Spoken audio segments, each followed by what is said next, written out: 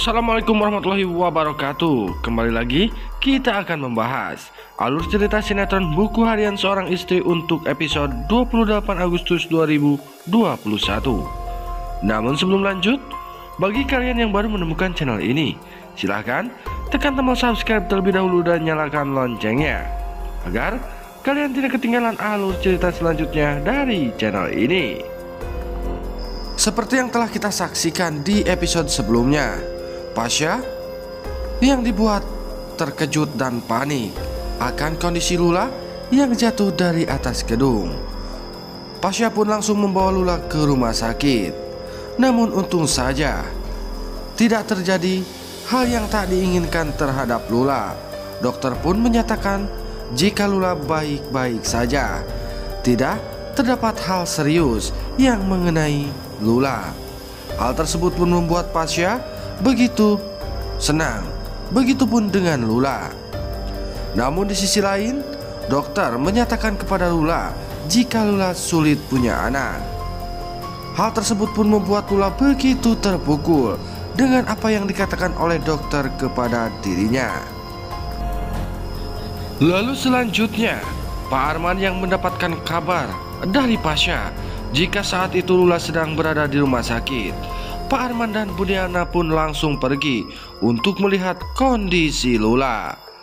Namun kedatangan Pak Arman dan Bu Diana membuat Pasha harus menerima sakit hati karena Pak Arman yang begitu murka terhadap Pasha dan menyuruh Pasha untuk tidak mendekati Lula kembali, karena itu semua adalah ulah Pasha membuat Lula celaka.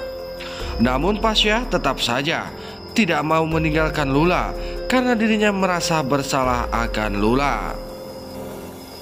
Lalu di sisi lain, Priska yang mengetahui jika saat itu Pasha sedang bersama Lula. Priska pun pergi untuk menemui Pasha di rumah sakit. Namun kedatangan Priska pun membuat Pasha begitu terkejut.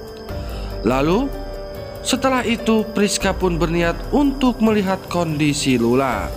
Namun rupanya Priska pun tanpa sengaja mendengar apa yang dikatakan oleh Lula kepada Pak Arman dan Bu Diana, jika saat ini Lula sulit untuk mempunyai anak.